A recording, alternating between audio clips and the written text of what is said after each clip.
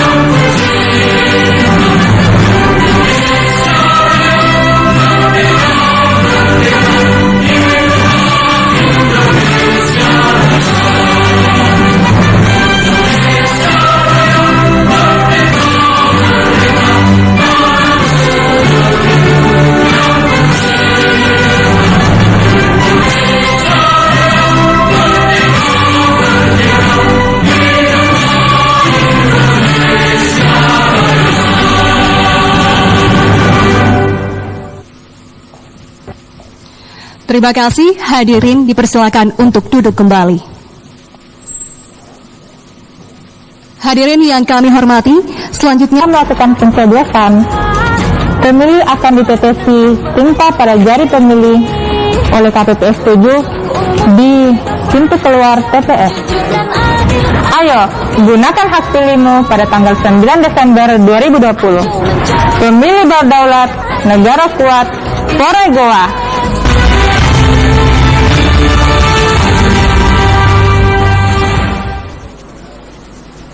Kita kembali ke debat publik calon Bupati dan Wakil Bupati Goa, dan ini menjadi penting untuk kita simak hingga akhir karena ini menjadi referensi yang penting bagaimana nanti di TPS pada 9 Desember 2020. Panelis berikut kami undang Dr.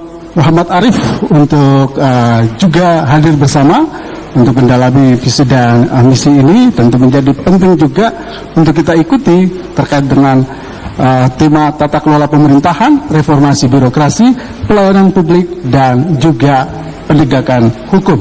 Pak Dr. Muhammad Arif, silakan bisa dimulai dari sekarang.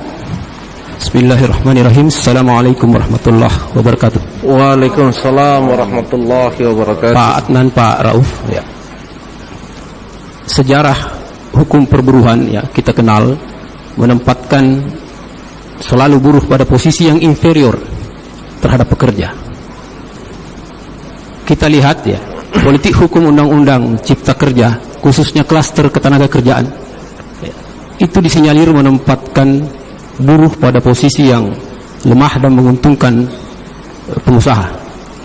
Seperti contoh misalnya, dihilangkannya kebijakan bupati untuk menerapkan upah minimum kabupaten kota yang berbasis komponen hidup layak.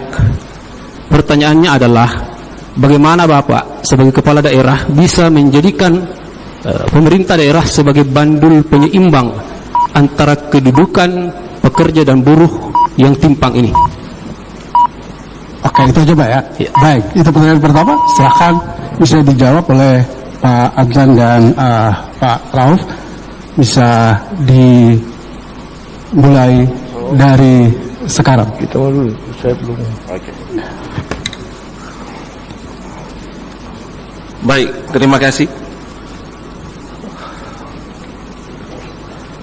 Pak Arif atas pertanyaannya, bahwa memang yang kita lakukan di wilayah Kabupaten Goa selama ini, kita selalu melakukan dialog dengan seluruh buruh yang ada di wilayah Kabupaten Goa, meskipun memang tidak dilakukan secara rutinitas secara langsung, tetapi itu bisa dilakukan oleh dinas yang terkait.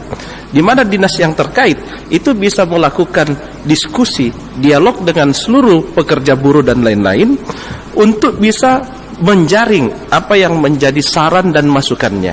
Ketika telah kita temukan saran dan masukannya, usulan-usulan itulah yang kita berikan kepada provinsi ketika ingin menetapkan standar upah bagi seluruh buruh yang ada.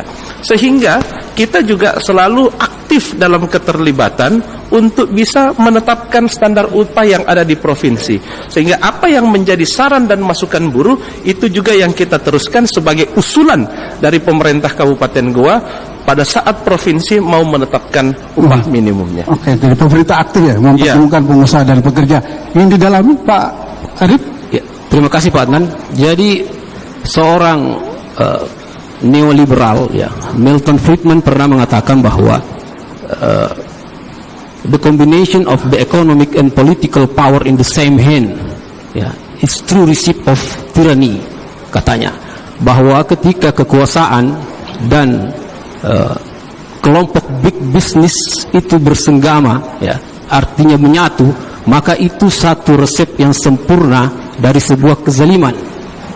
Kira-kira saya ingin minta kepada Pak Adnan dan Pak Rauf ya, menyampaikan kepada seluruh masyarakat Goa statement apa kira-kira yang memberikan keyakinan kepada masyarakat Goa bahwa Bapak tidak berpihak pada oligarki.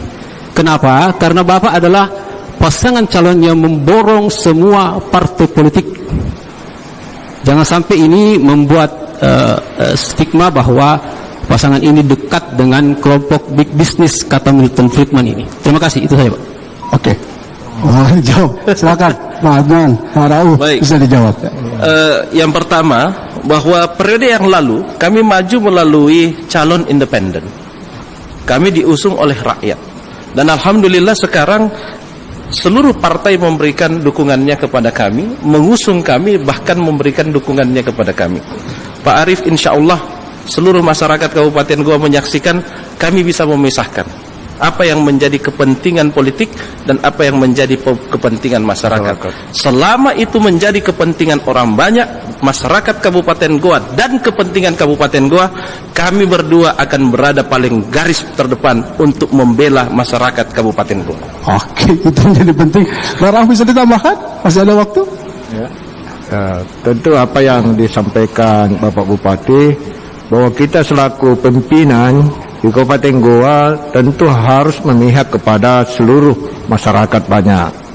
Karena dengan memihak kepada masyarakat banyak, maka insya Allah kita bisa terbekap untuk bisa membangun Kabupaten Goa yang lebih baik ke depan. Karena semua pimpinan di kabupaten tentu berharap bahwa apa yang dilakukan, seperti saya dengan Bapak Adnan Pritekseng yang selimpo 5 tahun yang lalu, sudah ada yang kita kerja dengan baik, tentu kita mau lebih baik. Olehnya itu kita harus memihak kepada rakyat banyak. Oke, berpihak kepada rakyat banyak. Oke, baik. Masih ingin lanjut Pak? Satu lagi Pak. Oke, silakan. Moderator. Ya, saya mencatat ya dalam visi misi saudara, dalam naskah visi misi saudara, bahwa ada satu persoalan, yakni belum optimalnya kemandirian ekonomi daerah. Ya. Ini dapat kita lihat dari adanya kesenjangan pendapatan dalam rasio koefisien Gini, ya, yang walaupun masih dalam tataran yang wajar, namun itu tetap menggambarkan bahwa ada kesenjangan pendapatan antara warga masyarakat. Ini salah satunya mungkin disebabkan karena era digitalisasi dan industri 4.0 yang melibatkan sektor-sektor padat modal, sehingga meninggalkan sektor-sektor padat karya yang bisa membentuk tenaga kerja yang banyak ya.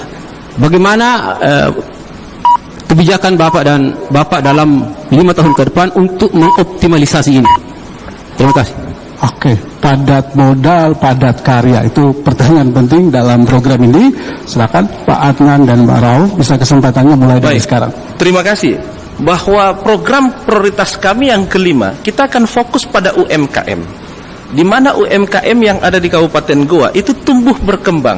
Data tahun lalu UMKM kita itu ada 12.000. Sekarang mungkin ini salah satu hikmah dari pandemi COVID, karena orang banyak di rumah sehingga memasak, membuat kerajinan, kreativitas lainnya, sehingga UMKM kita melonjak sampai dengan 25.000. Nah, untuk yang saya singgung dalam visi dan misi berkaitan dengan kemandirian ekonomi daerah, ke depan pemerintah harus mengintervensi UMKM kita yang ada di wilayah Kabupaten Goa dengan melakukan pendampingan kepada UMKM kita, mulai dari edukasinya, pelatihannya, sampai pada pemasarannya.